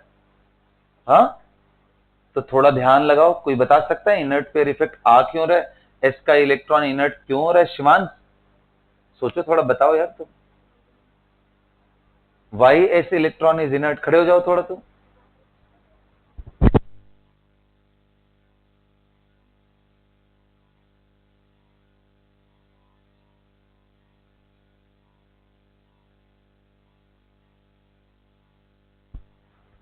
हाँ जी बताइए, कौन कौन बता सकता है इनर्ट क्यों हो रहे हैं इसके इलेक्ट्रॉन? क्या बोलो, अब आगे बोलो। शील्डिंग कम क्यों है यार? ज्यादा है? ये क्या बात कर रहा? हाँ बोलो। हाँ बिल्कुल सही पकड़ा उसने। 6th पीरियड एलिमेंट में कितने लोगों को ध्यान है कि पीछे बैकग्राउंड में एक गेम हो गया था? क्या गेम हुआ था? हाँ जी, लैंथेनम एंड हाफनियम के बीच में 14 एलिमेंट्स आ जाते हैं। क्या समझ में आ रहा है? और ये 14 एलिमेंट आने से जेड स्टार इसके बाद ही बढ़ जाता है, और उसका पहला इंपैक्ट हमें दिखा था, आयोनाइजेशन एनर्जी इस पीरियड की, 6th पीरियड की 5th पीरियड वालों से ज्यादा होती, जबकि नीचे जाने पे आयोनाइजेशन एनर्जी घटती। बढ़ जाता है, यहाँ जेड स्टार बढ़ गया, और वो जेड स्टार का इंपैक्ट अभी भी फ्लोट करते करते बहुत आगे तक जाता है। तो जेड स्टार ज्यादा होगा तो न्यूक्लियस से इलेक्ट्रॉन्स पे फोर्स ज्यादा लगेगा, और फोर्स लगेगा तो बताओ एस अंदर होता है कि पी? एस। तो इसके अंदर वाले इलेक्ट्रॉन को पकड़ के रखेगा, निकलने नहीं देगा, इसलिए सिर्फ पी का इलेक्ट्रॉन आसानी से निकलता है, एस का इलेक्ट्रॉन निकलने में डिफिकल्टी है। इसलिए बोलते हैं इनर्ट पेयर इफेक्ट आ रहा है। It is a consequence of lanthanoid. समझ में आया? लिखना शुरू करो इसको। बोरॉन फैमिली मोस्टली, मोस्टली यहां लिखवा रहा हूं, ऑलवेज नहीं लिखवा रहा हूं, mostly show +1 and +3 oxidation state.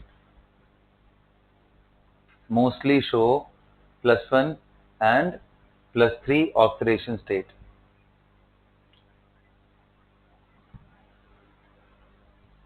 Okay, +1 and +3.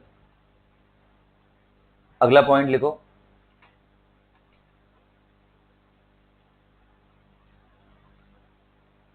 Boron and aluminium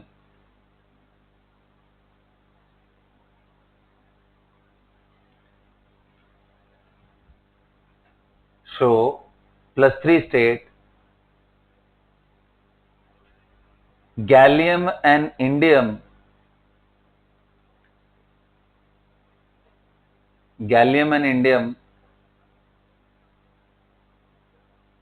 can show both +1 and +3 state.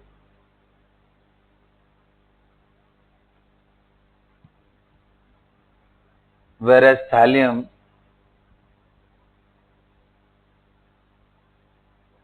+1 state is more common. +1 state is more common. निहोनियम बिल्कुल नया नया ऐसा एलिमेंट है, इसलिए उस पर ज्यादा बात नहीं करते, बट उसके लिए भी +1 का ही स्टेबिलिटी ज्यादा है. Got it? अब ये बात लिखोगे ऐसा क्यों हो रहा है, लिखो, why we are getting this. लिखो लिखो, इनर्ट पेयर इफेक्ट, हेडिंग डालो, inert pair effect. Inert, INERT, inert pair effect.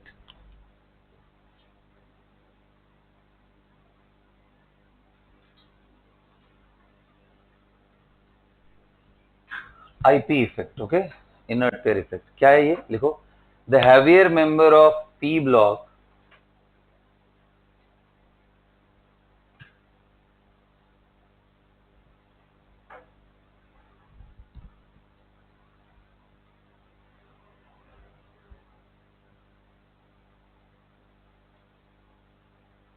do not allow their S electron to participate in bonding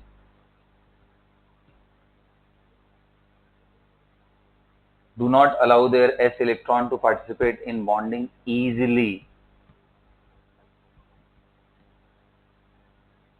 This inertness of pair of electron in S, this inertness of pair of electron in S is termed as inert pair effect.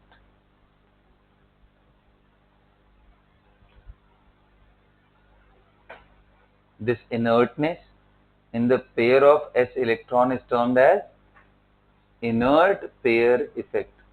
Okay, अगला point लिखो, due to inert pair effect, thallium have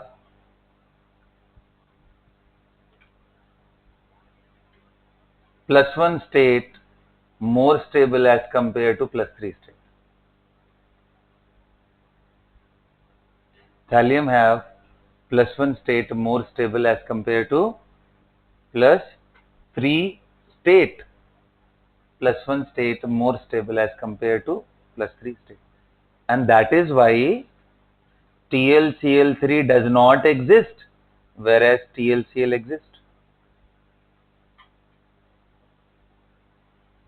TlCl3 does not exist, whereas TlCl exists. क्या बोलोगे? Inert pair effect is the reason behind it.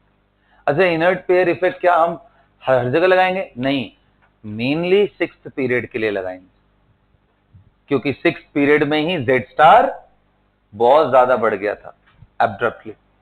Got it ना? 6th and 7th के लिए सोचोगे, ऊपर वालों के लिए नहीं सोचोगे, इसलिए इन पे सोचते हैं, इधर वाले पे नहीं. तो यानी रिलेटिव स्टेबिलिटी की बात करो, रिलेटिव स्टेबिलिटी ऑफ +3 स्टेट, या +1 पहले कर लेते, +1 बताओ, +1 नीचे जाने पे बढ़ेगा ना, तो बोरॉन से बेटर एल्यूमिनियम, उससे बेटर इंडियम, एंड उससे बेटर, फार बेटर. ये दोनों का तो मैंने आपको बताया दोनों मिलता है, ये दोनों तो एग्जिस्ट ही नहीं करते, डू नॉट एग्जिस्ट इन +1.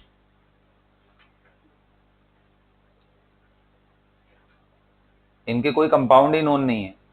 ये तो रिलेटिव बात है इसलिए लिख दे रहा हूं, वरना नोन ही नहीं है इनके। ऐसे ही रिलेटिव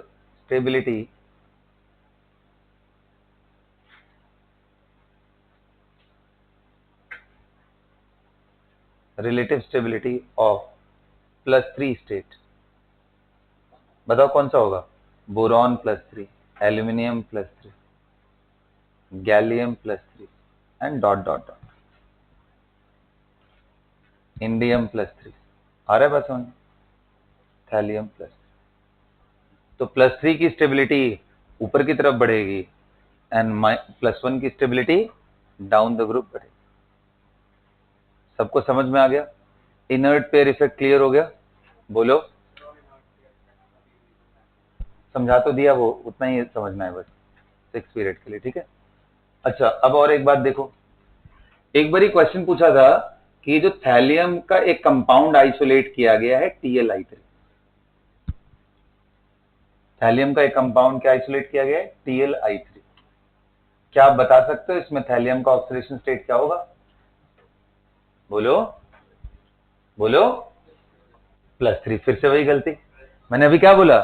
+1 इसका स्टेब, +3 में सिर्फ फ्लोरीन एंड ऑक्सीजन जैसे स्पीशीज ले जा सकते हैं और कोई नहीं ले जा सकता। क्लोरीन नहीं ले जा पाया यार, आयोडीन का तो चांस ही नहीं। इसका मतलब कि कहानी कुछ इंटरेस्टिंग है। ये थैलियम +1 है और ये I3- है। क्या आप पहली बार देख रहे हो I3- को? क्या आपने केमिकल बॉन्डिंग में I3- देखा है? ये वही I3- है। तो ये आयोडीन पे माइनस नहीं है, 3 आयोडीन मिलके -1, and this molecule is linear sp3d2 hybridisation, 3 lone pairs on equatorial. ये भूलने नहीं देगा आपको अपने आप को। देखो दोबारा प्रकट हो गया, याद रहना इसको, I3-। So this is the molecule जो बड़ा एक इल्यूजन क्रिएट करता है हमारे दिमाग पे कि यार TL I3 बन गया, Cl3 बना ही नहीं, I3 कैसे बन गया? तो रीजन इज कि I3 वहां -1 है, it is not I-1। 3 iodine with -1 नहीं है, 3 तीनों आयोडीन इकट्ठे जुड़े हैं और सब पे चार्ज कितना है? -1। समझ में आ गया ना?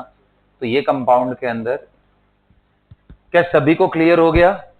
किसके बारे में हमारा बात खत्म हो गया? बोरॉन फैमिली का ऑक्सीडेशन स्टेट। तो पहली बार आपने देखा वेरिएबिलिटी इन ऑक्सीडेशन स्टेट भी देखने को मिल रहा है। अब इसी चीज पे कभी कभी अच्छे अच्छे क्वेश्चन फ्रेम किए जाते हैं। ऐसा बोलता है कि बताओ, ध्यान से देखो, GaCl, गैलियम के नीचे इंडियम, InCl एंड TlCl में रिलेटिव स्टेबिलिटी बताओ। हाँ, तो बस ये वही कहानी है जो अभी हमने।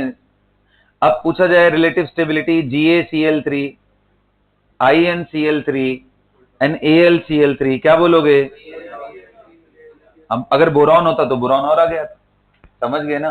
तो ये इसी का एक्सटेंशन है, इसी ऑक्सीडेशन स्टेट का। और इसके क्वेश्चंस इंटरेस्टिंगली केमिकल बॉन्डिंग में भी तुम्हें मिलेंगे, क्योंकि ये मॉलिक्यूल्स है ना, ऑक्सीडेशन स्टेट है, तो ये भी मिलेंगे। तो इसलिए याद होगा होमवर्क देते समय मैंने कुछ कुछ मॉलिक्यूल्स आपको ड्रॉप करा दिया था। अब धीरे धीरे जैसे जैसे वो टॉपिक होते जाएंगे आप करते जाओगे, उसको भी करना है, छोड़ना थोड़ी ना है कुछ भी। ठीक है, चलो अगला लिखो, ऑक्सीडेशन स्टेट ऑफ बोरॉन हो गया ना, कार्बन फैमिली।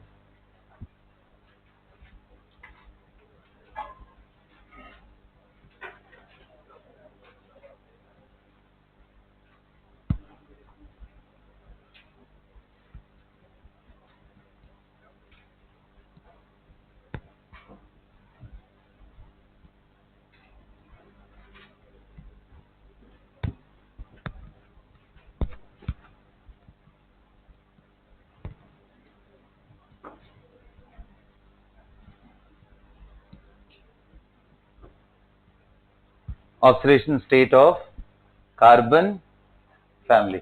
बताओ कार्बन का आउटर मोस्ट कॉन्फ़िगरेशन।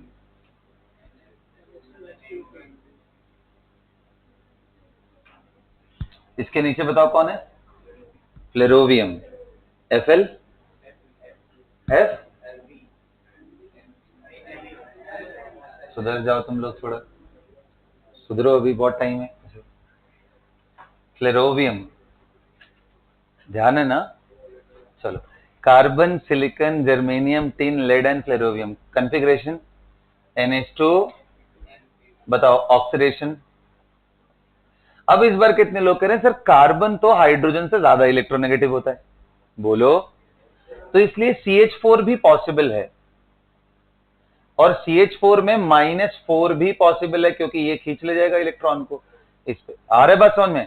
तो यहां इस बारी आप लोवेस्ट -4 से लेके चल सकते हो, और अगर ऐसे बात किया जाए तो +2 and +4 are more common state. इसमें कार्बन एंड सिलिकॉन, वैसे कार्बन को नॉन मेटल, सिलिकॉन के अंदर नॉन मेटलिक कैरेक्टर अच्छा खासा है, बट इसको मेटलॉइड में भी कंसीडर करते हैं। तो मेटलॉइड में ये दोनों और ये दोनों क्या है? मेटल्स। इनफैक्ट नीचे हो गए तो ये क्या है? मेटल्स। कहने के लिए इसमें नॉन मेटलिक कैरेक्टर अच्छा खासा है, तो कई कई किताबों में आप देखोगे कार्बन एंड सिलिकॉन दोनों को नॉन मेटल में रखा है। तो कोई एकदम हार्ड बाउंड्री नहीं है कि यही काउंटिंग करके बताना है ना। ये बड़ा यूजलेस सा क्वेश्चन है कि काउंट करके बताओ कितने नॉन मेटल्स होते हैं, कितने मेटलॉइड्स होते हैं, ऐसे वाले। बट चलो कोई बात नहीं, ये इसको हमारा प्योर नॉन मेटल है, ये नॉन मेटल, ये मेटेलॉइड। अब बताओ फर्स्ट मेंबर, जो पहला मेंबर है कार्बन, इसका माइनस का टेंडेंसी सबसे ज्यादा होगा बेटा। सिलिकॉन का इलेक्ट्रोनेगेटिविटी कितना हो जाता है? 1.8, which is lower than hydrogen. तो ये पॉजिटिव स्टेट में ही आपको देखने को मिलेगा। इनफैक्ट सिलिकॉन के और कोई ऑक्सीडेशन स्टेट बड़े रेयर हैं, सबसे ज्यादा कॉमन किस सिलिकॉन का कौन सा है? +4। सबसे ज्यादा कॉमन क्या है? +4। टिन, लेड एंड फ्लोरोवियम, ये फ्लोरोवियम तो बिल्कुल नया नया सा है, तो इसको साइडलाइन कर देते हैं। तो हमारे लिए टिन एंड लेड बड़े इंपॉर्टेंट है, इनके +2 भी है +4 भी, +2 भी है +4 भी। Got it? Germanium and silicon के मेनली आपको +4 स्टेट वाले ही देखने को मिलेगा। अब मैं बात करूं रिलेटिव स्टेबिलिटी ऑफ +2।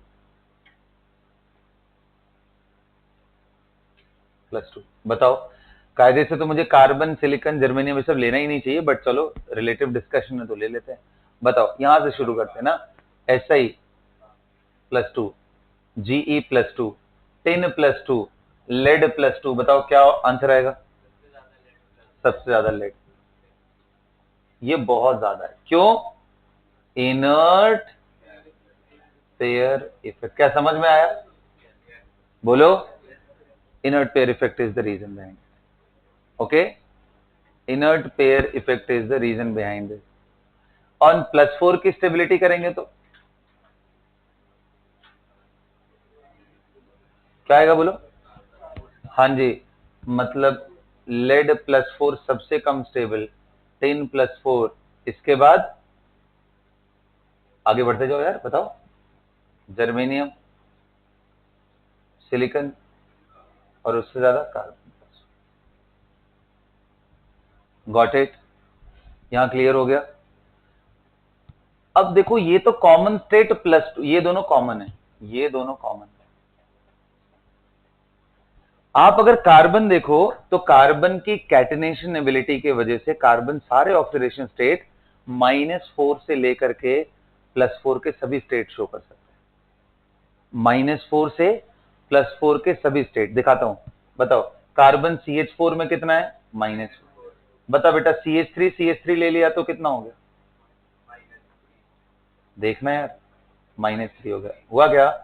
ये बता, अगर मैं ये CH2 डबल बॉन्ड CH2 ले लूं तो -2, CH ट्रिपल बॉन्ड CH ले लूं तो -। ओके जी, -1 हो गया। जीरो, जीरो किस में आएगा? Carbon solid.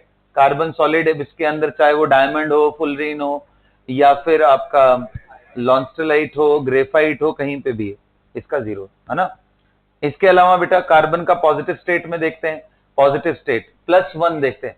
+1 करना कोई बड़ी बात नहीं है, कोई बड़ी बात नहीं है। हम ट्रस्ट में, हम टेलिंग यू, कोई बड़ी बात नहीं। +1 बनाया जाए तो एक कार्बन पे मुझे ऐसा करना है कि 2-2 कर देंगे तो बराबरी हो जाएगी। 3 कर दिया और इधर कर दिया +1। अब बनाओ +1 स्टेट कैसे बनेगा? बड़ी बात तो कुछ भी नहीं है, बट तब भी हो जाता है कभी कभी। आ जाओ दिखाता हूं। चल ना बेटा, क्यों टेंशन ले रहा है? हाँ चल ठीक, कोई बात नहीं। यहां कितने लोग कर रहे हैं? ये -1 ये खींचेगा तो इस पे कितना आएगा? +1। मिल गया ना? मेरे को वही बस दिखाना था। यहाँ अलग बात है कि माइनस इधर भी लगा दे तो OH तो क्या बन गया? तो यार देखो, ये पहला मेंबर के पास क्या एडवांटेज है कि इतनी वैरायटी शो कर पा रहा है? सबसे पहला स्मॉल साइज, जिसके वजह से उसकी बॉन्ड स्ट्रांग होते हैं। दूसरा, they do not have vacant D orbital, they can form effective p pi bond. इसलिए वो जो डबल बॉन्ड बनाने की ताकत है, carbon double bond carbon, carbon double bond oxygen, है ना, कार्बन डबल बॉन्ड नाइट्रोजन, इनके वजह से इनके वेरिएशंस बहुत ज्यादा है। ये पावर सिलिकॉन के पास नहीं है, क्योंकि सिलिकॉन पे जैसे ही जाओगे 3p हो जाएगा, और 3p पाई की इफेक्टिविटी खराब होती है। 2p पाई की इफेक्टिविटी, फिर से क्या यूज आया? Chemical bonding. मैं बोल रहा हूं, समझ जाओगे जितना, उतना मैच्योर होते चलते जाओगे। ठीक है, तो डन है, क्लियर है। तो इस वजह से carbon can show all the oxidation state from -4 to not the remaining atom, और कोई नहीं कर सकता है। ये एबिलिटी सिर्फ कार्बन के पास। ये एनॉमलस बिहेवियर है, इसको बोलते हैं एनॉमलस। बाकियों से सिमिलर नहीं, डिसिमिलर हो गया, क्योंकि बाकियों के पास तो पावर 2 और 4 का है, इसके पास सभी का पावर है। This anomalous behaviour of carbon is due to small size, high electronegativity, their tendency to form effective p pi bond. ये 3 सबसे बड़े रीजन है जिसकी वजह से ऐसा होता है। सभी को ध्यान रहेगा? तो चलो बेटा, आज की क्लास यहीं खत्म करता हूं। अगली क्लास में हम लोग नाइट्रोजन एंड उसके बाद आगे देखेंगे, ऑक्सीडेशन नंबर और तरीके से निकालेंगे। That's all for the class.